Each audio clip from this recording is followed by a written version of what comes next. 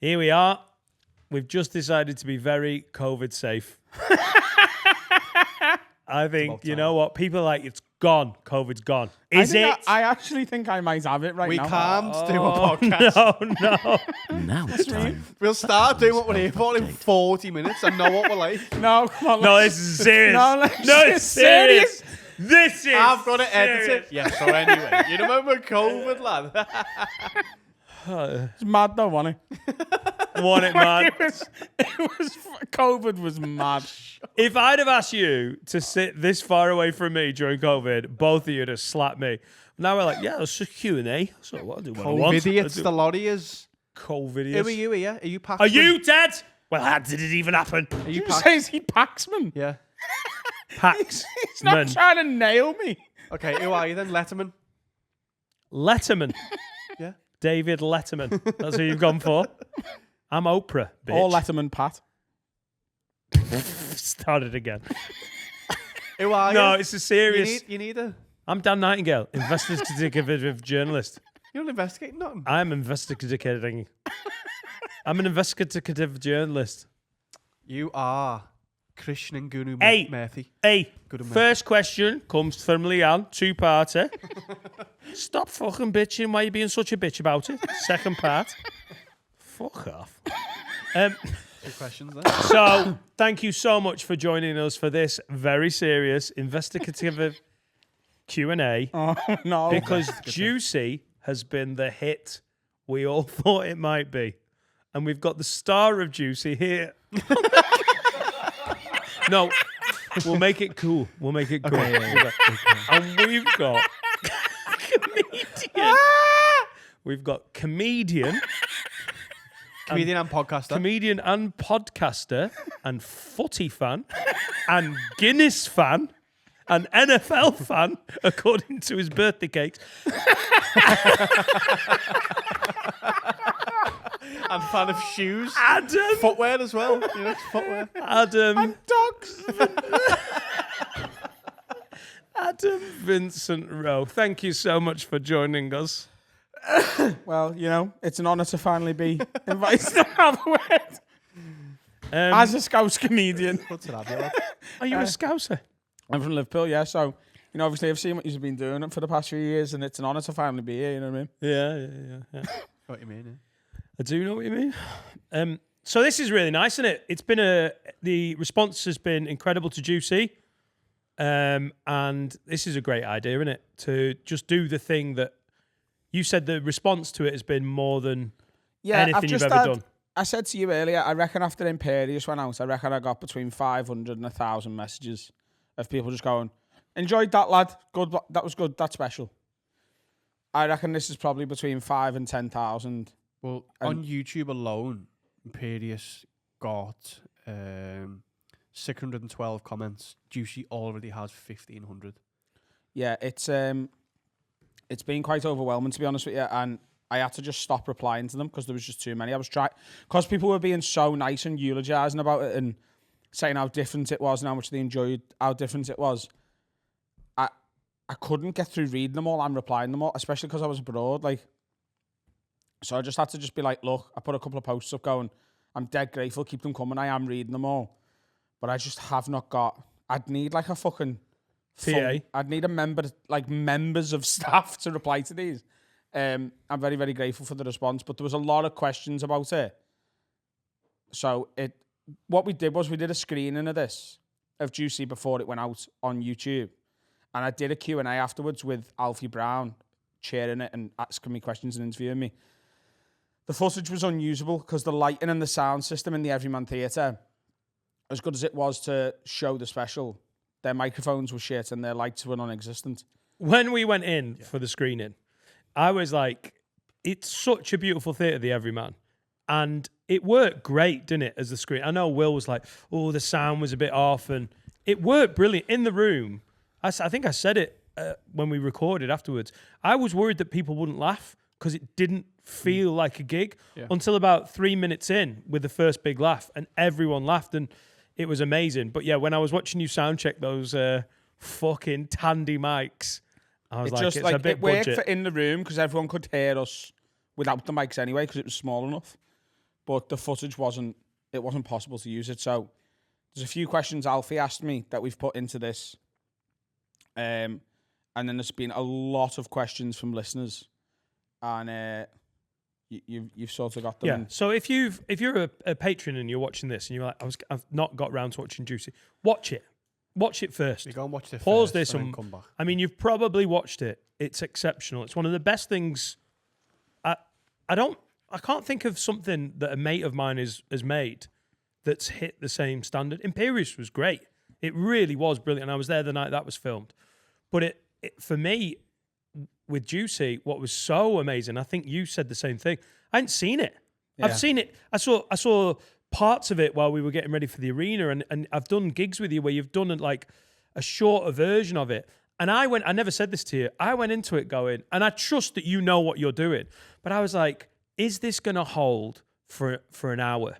And is it going to come across as kicking, like to the point where you're like, all right, we get it. She did. But it wasn't. It was exceptional. It was such an amazing story. There's a reason we've had all this feedback and you've had all these questions. So we'll try and do justice to it. And then we'll just chip in with anything else. There's no set format to this, is it? So is this... some of the comments as well, when people are like, hang on a minute, I think I know what's going on here. Hey, I don't want to do in anyone's cover here, but Roxy! Some of it, like, I've had a back and forth with one lad who's gone. So the first question... Those lights have gone behind you, but I think should we just literally just crack on anyway? Just ignore it. Like, everyone was like, oh my God, what's happening in the lights? Why did you change details of the story's real-life events? What was the reason for the details being changed? You sort of have to. If you're going to be inspired by real-life events, some people might not want details of their personal life being put out there. Yeah.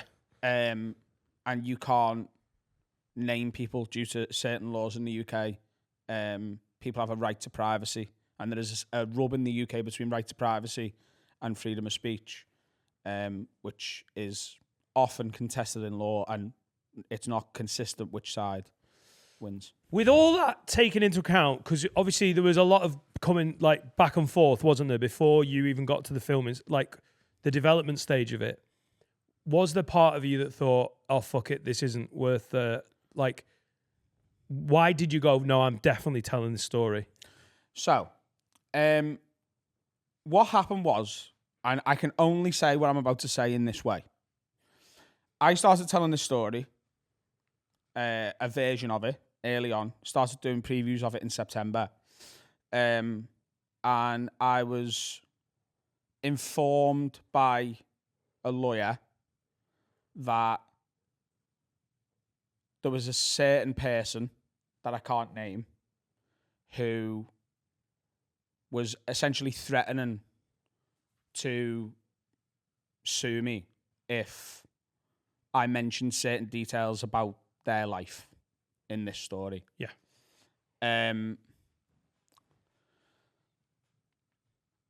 And sort of threatened to come after me with loads of legal power if I told the story at all. And there's not many things I really passionately care about in life, but one of the only things is that I have the right to tell stories, especially stories inspired by dark parts of my life. Like, I've spoken about everything on stage, from health anxiety, mental health issues, the death of me mum's alcoholism, arguing with me dad on the day my mum died. I've spoke about really dark things that have happened to me and to people around me. And I wasn't going to let anybody tell me that I couldn't deal with something that happened to me the way I knew would best serve me. In one of the... So we recorded Juicy 4 times, twice on a Saturday, twice on a Sunday in Glasgow. And the one that went out was the 4th one. In the other 3, there's a line that I said that ended up... I just didn't say it in the 4th show. You know, when something just falls out your head. And the line was to the audience, just so you know, this isn't me saying anything for vengeance. This is closure for me. Like, this is cathartic, and to get this off my chest and talk about it this way is my therapy. And therapy costs a lot of people 250 quid an hour to go and see a therapist. I'm charging 20 quid and I'm getting the same result.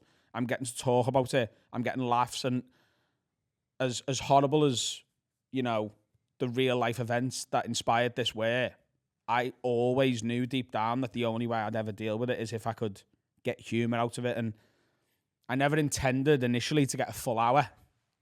I thought I'd have a bit. It's just with questions that I know are coming later because I've seen a couple of the things that have been written in.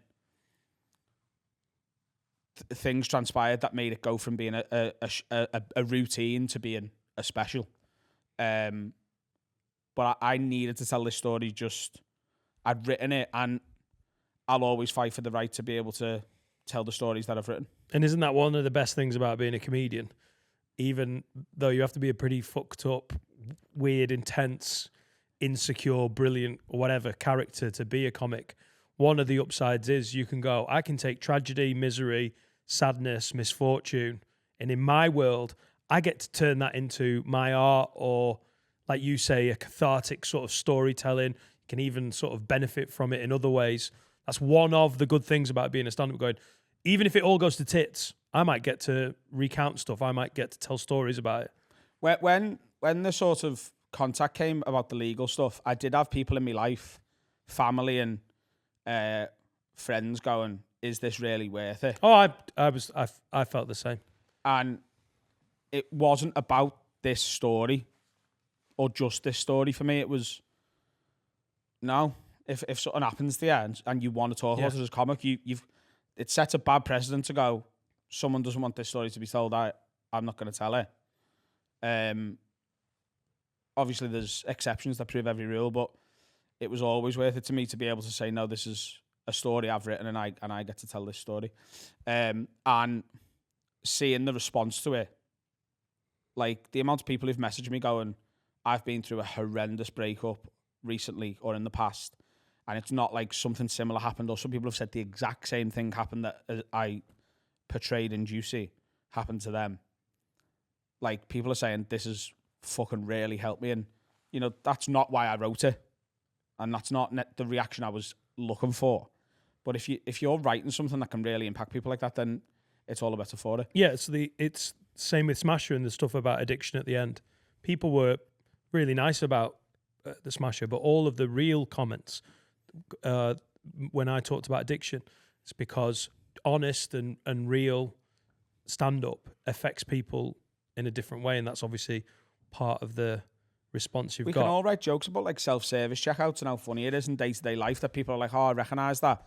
But dark stuff that people have gone through, addiction, massive thing.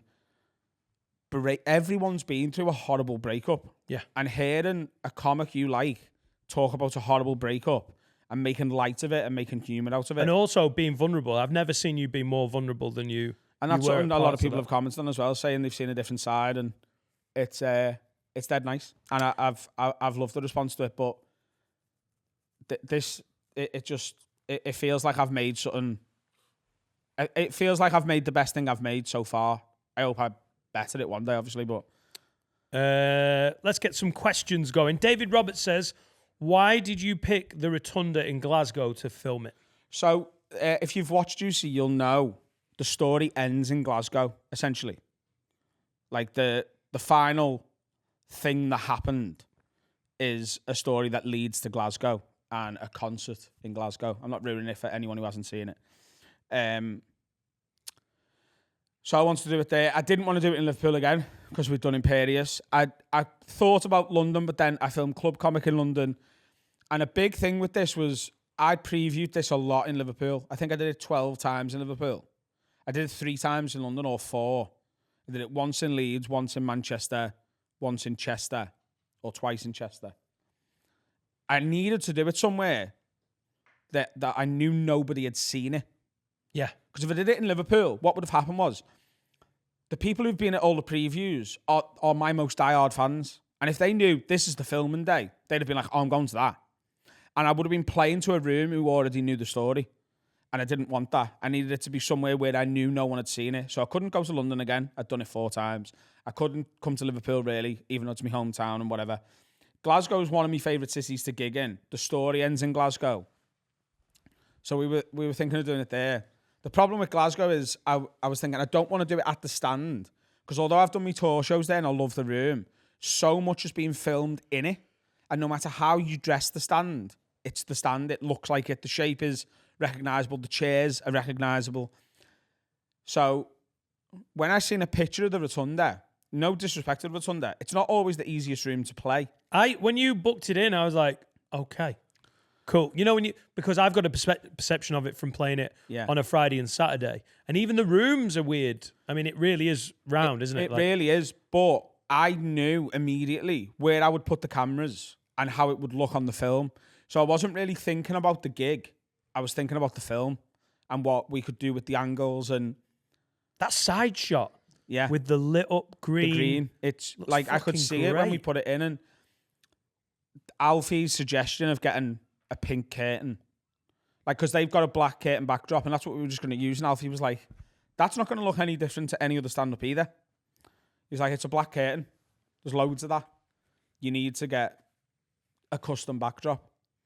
And I went to the curtain shop who did the curtains for the studio and was just like, "Have you got a sort of pink velour material?" And the curtain cost like £600. And it's still in Jack Finnegan's boot. Yeah, he's auctioning it, isn't he? Taking bids on it. Who? He's joking, like, but he said he'd take bids on the juicy. It's still in Jack Finnegan's boot. Mate, you could make so many tracksuits out of that. Barty Crouch Jr. says, what is the significance? Go on. If you write in a name, I'll read it out. He's an Azkaban. What is... Oh, hang on. Have they got Wi-Fi? Hey. Harry Potter. And what is the significance of using the Beautiful South song, and did you have to pay to use it? We did. We got it at a discounted rate thanks to Matthew, who did some legwork there. Also, Paul Heaton from the Beautiful South is friends with Will, who works here for us. And I think it all just culminated in them being very generous with the price for it. I love that song. I always have. I've been a big fan of the Beautiful South since I was a kid. Does it remind you of your mum, the Beautiful South? It actually reminds me of me cousin Danny and his mum. Right. Because that's who I got into it via them. It's the significance of the song is it's absolutely perfect to end this show on. And especially where we started in the song. Like, when did it come to you that would be perfect? Or did you always know? No, it just, I was on my way here to meet Alfie to have a writing day. And I was just on my phone and I was like, I went to put the Beautiful South on to put, I need a little time. And song for whoever was below it. And I was like, what? Can you sing it? And song for whoever was below it. And I was like, hang on. And I played it and I was like, I got it in, I showed it to Alfie. And I was like, if this is feasible price-wise, should we do this? And he's like, I don't think you should be paying much money for a song. And then I played him it and he was like, pay whatever it takes to get that song. It's perfect. And my favourite thing about it is I know people have watched it and not noticed it. Yeah. Because I went for a pint last night with Luke, who's mentioned in Juicy, and his brother after the Liverpool game. And they were talking about it, like saying how much they loved it. And they hadn't even messaged me about it. They were just like, lads, so good. And neither of them mentioned the song. And I was like, did you get into the song? And they were like, what song? I was like, the song I won't have to. I told them to listen to it. And he's like, fucking hell. Yeah. That's one of my favourite things about the whole special, is getting the license for that song. And go and have a listen now after he's explained that, and you'll yeah, that's the kind of shit I miss. Yeah, I think Adam is. I'm I want people to miss it. I want it just to be for the people who go, hang on. Also, you've got, like, you let people get it. So it's a very much mic down, walk, and the song plays. You don't fluff it up for anyone. Like Matthew King says, all right, Lyd, great work on Juicy. Absolutely brilliant to watch. Even my parents in the 70s loved it and passed it to their friends.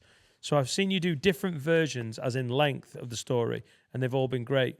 When you first started writing it, did you immediately know that it was going to work in both short and long form? Or did you always have the hour in mind and use the short-term form to hone that? Interested in the process, as you guys have led me to start to try and write, have led me to starting to try and write a 10-minute set. Nice one, and keep smashing it out of the park. That's from Matt. My original plan was to write this routine and do it at the Haverway Arena show and release the footage from the arena show, which would have been a 20-minute set. And I started doing it in club sets to get it sort of punchier and stuff. And Alfie Brown seen me do it at Hot Water. This was before he was involved. And then he came and seen me do the full work in progress of it in London. And on that night, it clocked in at, I think, 47 minutes. And him and Vittorio both opened for me. And they come backstage afterwards and they both had things to say. So Alfie was like, first of all, that can't get shorter. You can't get that down to 20 minutes. That is going to get longer because there's bits you need to pause. And Vittorio went, can I say something?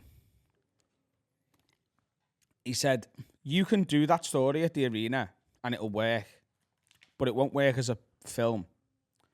He went, that story doesn't belong in an arena. It belongs in the back room of a pub. He went, so you can do it at the arena. It will work, get big laughs, but on the footage, it just won't. The vibe will be wrong. And it's hard to be, I've been wronged at your own arena show. Yeah. So that changed that night changed the entire plan. And the next day I said to Alfie, look, you were very insightful last night. Do you want to get on board as a director? Have you ever done that before? And he said, I've never done it before because he said he finds the fact that some comedians direct other comedian shows just to earn a bit of money when they're shit at it. He's like, so I wouldn't just take someone's money and direct for the sake of it. He said, but if I can do this, he's like, because, you know, obviously he likes my work, we're mates, and he loved this story.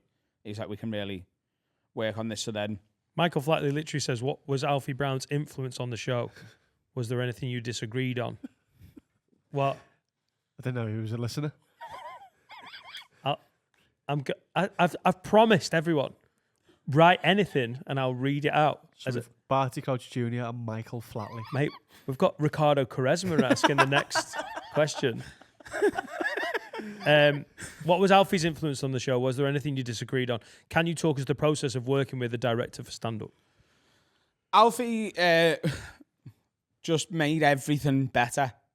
I'm really good at doing an hour of club comedy. Alfie's really, really good at doing a show where the start and the end matter to each other.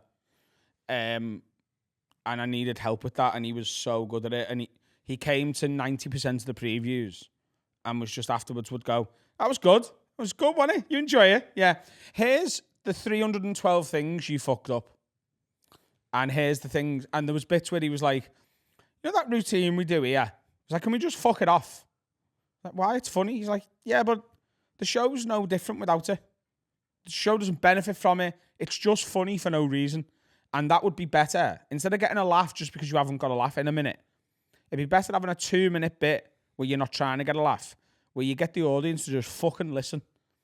Here's an important bit. Don't try and make them laugh. Get them to think and feel. And he was just so good at recognising the bits that didn't need to be in the show and getting me to take them out. There was a couple of times where I didn't necessarily believe he was going to be right about something, but I wasn't going to get someone on board as a director and then ignore them. So I would just try what he said one night and then see if it worked. He said you were incredible at notes. When you did the Comedians Club Chester, we were talking while you were on. I was like, he's closing a circuit gig after 2 people have smashed it, doing material that is either like, because we're so soon after Juicy, and you were putting together a set. Act, yeah. You didn't have an act. You were putting it together, which is what you have to do after you drop something. But you were hoofing it, and it was really good stuff. And I was like, he's closing a circuit gig, smashing it with one arm tied behind his back. And he's like, yeah, it's unbelievable. He was like, during the process of Juicy, I'd watch him do an hour without fucking writing things down. And then I'd be like, look, here's 12 notes. Try and remember some of these for the next show. And you just walked on and did all of them. And he was at the back going, what the fuck? Yeah, there was a couple of times he did mention that. And then, yeah, so that was the sort of process. And then in Glasgow, did the first show. And I was like, that's usable. And he was like, yeah, it is. Like, you've got one, so relax. And then the second one was unusable because I kicked people out, and it was Saturday Night Late Show, Glasgow. Great clip, though. Yeah. And then Sunday first show was better than Saturday first show. So I was like, we've got another one. And he was like, yeah, you have. He went, yeah, but here's the 47 things. And it was a lot. He was like, this makes it perfect. But you've already got good enough. But this makes it perfect. And I was like, okay. And Alfie had booked a sleeper train at 11:10 to go back to London. And so he was going to watch me go on stage, watch the first 10 minutes of the last show, and then leave. Because there's no point in him being there at the end because he can't give me more notes because nothing else is to be filmed. And 5 minutes before the end of the last show, I'm just looking towards the back of the room and I just see a silhouette of this sideshow Bob looking haircut. And I was like, is he still here? No, he can't be. And upstairs afterwards, I'm just waiting and he comes up. He's got 2 beers in his hand and he's cheering. What are you still doing here? He was like, I wasn't missing that. He went, how the fuck have you just done that? What? He went, every single note I gave you after the third show, you've just hit them all. You just got them all in. It's like your brain's just gone, oh, we need to fucking do it now. Just do it. He went, I couldn't miss it. He went, so I booked another train for 5 o'clock in the morning. And then he missed that one because we got too drunk. Would you think about working with him again on like your next tour, or is it more of a show, not a tour show thing? I would absolutely work with him again if he ever had the time. I think he's got his own career. He's going hasn't to Australia now, and then he'll go to Edinburgh and do his tour and stuff. I don't think he's got the time to work on my next show because we're going to be touring at the same time. But if he did have the time, I'd just work with him on anything. Yeah. Ricardo Quaresma says. So, fucking hell. He He's got says, some reach, you know. what does your new girlfriend?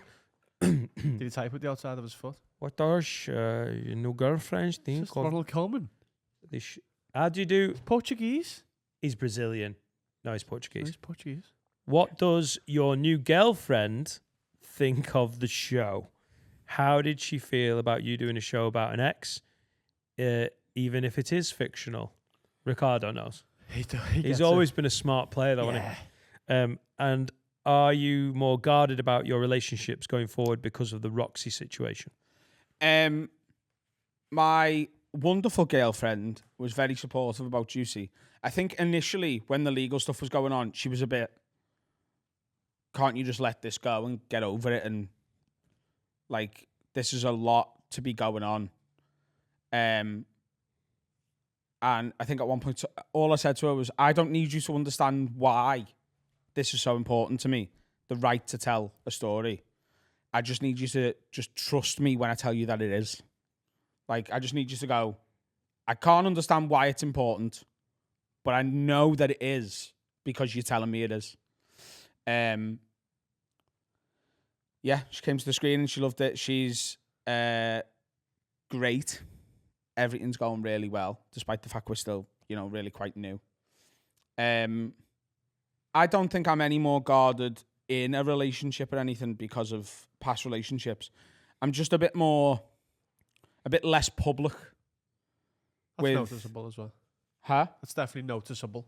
Yeah, like in other relationships I've been in the past, every fucking second post on Instagram and Twitter is me and my girlfriend, and it just felt like everyone knew us, and it felt a bit icky. And I just think that's a mistake I've learned from. Yeah, I feel the same now. I should have been a bit more. Yeah, things with Laura feel icky. No, I'm joking. They don't. Having people come up in the street and talk to me girlfriend like they knew them. Yeah, just always bothered me. Yeah, because if you've been with someone consistently, and let's be honest, I know we fuck around, but I'm always going to be with Laura. You're probably going to be always with Serica. Whoa, drop the probably, please. And so, well, I mean, it's just consistent, isn't it? If people know me from this pod, they're going to know Laura's name, and they're going to... Yeah. It's different when in 5 years, maybe things will have changed, but things have got to get a foot in. Yeah. and be allowed to happen naturally Yeah, it without a just felt pressure that your life is not a normal amount of. Yeah, I just don't, we're very revealing on this podcast about our lives. I just don't need everyone to know everything about me relationships anymore because it's not important. Yeah, they don't need to know. You tell them what you think they need to Yeah. know. The funny bits. And it's as simple as that, really. But yeah, like I try and not let things that have happened with other people affect how I approach things with people that are in my life now, whether that's friendships or relationships. I've had friends who've been complete cunts before, but I'm not like worried about someone else being a twat to me just because someone else was a twat. Let me pick out some good ones. Gaz Wilkinson says, Wag Wag Lid, is there any limit to what could happen to you that you wouldn't be able to make a story out of? Obviously, not everything is interesting enough to warrant a story, but do you think something so bad could happen you could never tell it on stage at some point? No. Do you know what springs to my mind? If something similar happened to something you'd done a story out of already, would it then be like, oh, hang on? Yeah. That would be a bit common denominator-y. Yeah. That'd be what's wrong with me. But no, I do think that you can find humour in the dark parts of your life, and often the darker the thing, the funnier it can be if you really work on it. I don't know. Phil the Power Taylor says, Wag Wag Lids. Go on, Boris. I love the special, but it must take a lot out of you going to such a dark place. What did you do in between filming the shows to recover? Or did you just stay in that dark place all weekend? Thanks, Craig. It didn't feel like... Sorry, Craig the Power Taylor. Brother, innit? He's a Oh, sparse. Phil the Power Taylor's got a pseudonym. He's a He sparse. writes on a Craig. I didn't feel like I was in a dark place telling the story. It was very cathartic, and by the time I was filming it, I felt like I was just telling another story. I'll be honest, January 23 did not feel like the dark January to me. Yeah, Having hung out with you in a darker January. yeah. I felt good about it. So I understand where that question comes from, but no, that's not how I felt. Given the this is from John Grisham. Hi, Adam. Given the personal nature and the magnitude of the story, is doing a special in the format of one long story going to be a one-off thing, or can you see yourself doing it again if you have a story you want to tell in that way? With how brilliant Juicy was, I'm sure I speak for most, if not all, fans when I'd say I'd love to see you do this style of special again. I can't ignore the response to Juicy. This is obviously something people want to see more of. But I also like punchy, clubby stand-up. So the new tour that is going on sale, Patreon pre-sale on Monday the 13th of March and general sale on the 17th. What can I say? I want it to be a sort of a perfect monster. You Maybe can't do that again unless there's something to say in that way. You couldn't change your style to that because that's not you. You'd have to have something happen, but surely. they're not the same. It doesn't have to be sort of an emotional breakup story. But there's other stuff that I haven't spoke about on stage that could be told in a similar storytelling style. And stuff that I have spoken about on stage that I'd like to rediscover. This new tour show is going to be a lot more introspective. It's going to be more about me. Like, Imperious is all outward. It's all about other people. It's all the doctor's receptionist. And even that's me going to the doctor's, it's about the receptionist in the end and the doctor. And it's about, the Liverpool terror attack. You don't really know anything about me after Imperious. Juicy, you get a little insight to me, but it's actually about something that happened. It's a story. I want to be a bit more introspective. So if I'm doing that, I can look at childhood stuff, the way I've behaved in certain instances in the past and stuff. And I think there's definitely some storytelling to be done. I'd like to do maybe a show where the first 20-25 is punchy, fast-paced club stand-up that ends with Do you reckon you could change the pace in the same set? Yeah. a 20-minute bit. Well, I haven't necessarily seen it done before, but that's what I'm going to aim to do, and we'll see how previews go. And I mean, also, you want to show contrast, don't you? As well, like that's the amazing thing about Juice. I think part of how taken back everyone is because although Imperious was 7 months, brought out 6. Well, it was recorded 6 months ago, wasn't it? Yeah. Was it about 6 months June. between? Yeah. We were there in the Philharmonic. So obviously a lot of time has gone by and you've done a lot of previews, you've developed the story. But to a lot of people that didn't go and see you live on the Imperious tour, it must be startling to go like middle of January, Imperious. Fuck me, that was great. And then 5 or 6 weeks later, it looks like there's a total contrast, a different side to you. Is going into your next tour, are you literally waiting to see how it feels? Or are you actively going, no, I'm going more this style? Or is it just going to be see how you feel by the time you get there? I want to try and use the skills that make them both good to both be in the new show. I want bits, chunks. I want 3 8-minute bits, and then I want a 25-minute bit. I'd like to have a story to close the next show. Right. That takes me a bit of time to do. But I also want to have some club. I don't want to take away from the people who have been coming to see me for years and I've got used to a certain style. I want to try and make a sort of a perfect monster of both. I must say, it's ambitious, but You've definitely got a story to tell. Like, Yeah. Like I'd say the first Edinburgh comes to mind. that's what I want to do. Yeah. I want to redo my first Edinburgh story. Can I ask a question? Did you speak to your dad after it? Because he was there at the screening. And I get on really well with your dad. Like we've said on here. Obviously I'd met him before, but I don't know if I had when we decorated the Runcorn studio, because that was such I don't think I've met him before that, yeah. such an important little moment in our lives, in this podcast life. I always really feel like I don't know, I really like seeing your dad.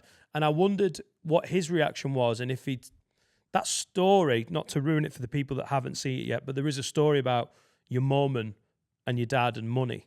And I wondered, as I wandered off, I wonder what Mick would say, or if you talked to him about it. He remembered it. That bit is very true. The bit you're talking about, the money box story. He said, I've got a slightly different memory of that event, but yeah, it's pretty interesting that you still remember that. And I was like, it's just something that sticks with you, isn't it? He loved it. And that was the first night in about a year that me and my dad have had a drink. Like, I took him to Matthew Street. He come out with me and my missus and her mate. And yeah, he was out till about 1 o'clock. Hi, Adam. Juicy is obviously something completely different to what you and every one of us is used to. How did you find changing the pace and building something you've not done before? Did it take more work or did it feel natural? An absolute stroke of genius from you and Alfie, by the way. I've seen the club version when you started doing it, but this was another example of how skilled you are. And then he also says, because he's got your whole dick in his mouth. He should have typed it. I know, but he tell you what, he got it. I felt like I had to do that at least one point in this Q&A, just so he doesn't actually. Cheers. I started telling the story, and the style sort of happened to it. It didn't feel like I could. It felt wrong. It felt unnatural doing it in a clubby way because it doesn't suit the story. It's not. It would be too fast. People have missed so much nuance if you were roll on the laughters. When you're on stage with something like Juicy, and you know what it's like as a comic. We love getting even if there's not a major punchline, you write in a laugh. Did you find yourself having to stop yourself going for a quick jab of a laugh? Yeah, Alfie stopped me doing it. He's going, no, take it out. You don't need it. Like, what's it for? You're ruining if you get that laugh there, which is a 7 out of 10, you're then getting this one, which is an 8. But if you don't get that 7, that will be a 10. It was making them listen as well. It was like, oh, I'm just listening to what he's saying. I'm not expecting a joke. Yeah. No, I think, but it was weird because I almost think you had to tune people into that while they were watching it. It's not like they've had a special where you've done a long format, honest storytelling version. I think it was about halfway through when you were really explaining and being honest about where you were at and how that made you feel. I could feel it in the room on the screening when people were like, Oh no, shit, yeah. Oh shit. Like, how did that feel on stage? How did that feel while you were doing it? Did it? Was there any points where it was taken out of you emotionally, or were you just No, so? I'm quite detached from stuff. There was another question that someone asked. Like, they said they'd gone back and watched some episodes from January last year when I went through a breakup that people believe had similarities to the story of Juicy. And they said, like, how were you able to just disconnect and just be like, oh, we're just at work. This is the podcast. Ha ha ha ha. He's like, I can't even tell you were going through something. I've had to do it for a long time. Like, my family life's never been really easy. I'm not like sucking my own dick or pat myself on the back. I just try and just get on with stuff. And I think I'm good at compartmentalizing, and I always have. Like, just because you got something shit going on over here, if you're at work and I've got to entertain people, I've just got to get fucking on with it. I could be up a fucking ladder on a building site at 6 o'clock in the morning, freezing cold. I'd much rather be in here having a laugh with my mates. Like, obviously, there's times where you don't feel like having a laugh, but it was escapism. Like, if I've got a problem, being on stage has always been how I escape from it. Like, because I can't concentrate on anything else while it's on. It's like the hyper-focus side of ADHD. I'm on stage, so I can't think about the problem because I've got to entertain these 200 people.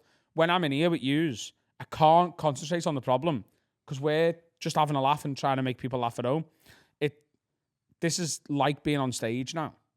It gives me, and I know it gives you, the escapism from a problem because you're distracted by just having a laugh with your mate. Yeah, some very stressed out, unhappy, depressed comedians historically have found like solace on stage, haven't they? Because you click into that gear, into that character, even if you're being yourself. You haven't got time to mope. You've got to do a thing. It's a high pressure thing. And I actually think you can find a form of like escape from it. Did you, when you finished that last recording, which happened to be the one that we saw on Juicy, did you get to the end and exhale and actually feel like, obviously you knew you'd done the run, there was no more show, you got it and everything, but like, did you exhale and go, I'm through with it, and that's a part of my life I'm closing the door on? Yeah, in a way. But I also knew the special was still coming, and I knew when it went out, people would have questions. Yeah, it was very cathartic, and the response to the special has been even more cathartic. They're good at that, aren't they? Yeah. You happy with that? Do you feel like, I feel like we've told the full story? That was just easier than answering everyone's questions on, because a lot of people will know that their question wasn't read out there, but someone similar asked the same thing. So, Yeah. Oh no, sorry, one more from Eric Jemba. Oh. He says, if you were 1 inch inside your dad... Oh, Oh, sorry. it's Oh, wrong inbox. All right, yeah. 1 inch inside your dad. My mum's bumming me. No, that's the whole question. If you were 1 inch inside your dad, what would that special be like? Juicy. Juicy. Whoa, should we just give it? Upset me, nasty. Thanks for watching. If you're not asked, you're not asked. If you are asked, then there's all your answers. Mate, if you're not asked and you've just done 45 minutes of a Q&A, fuck off.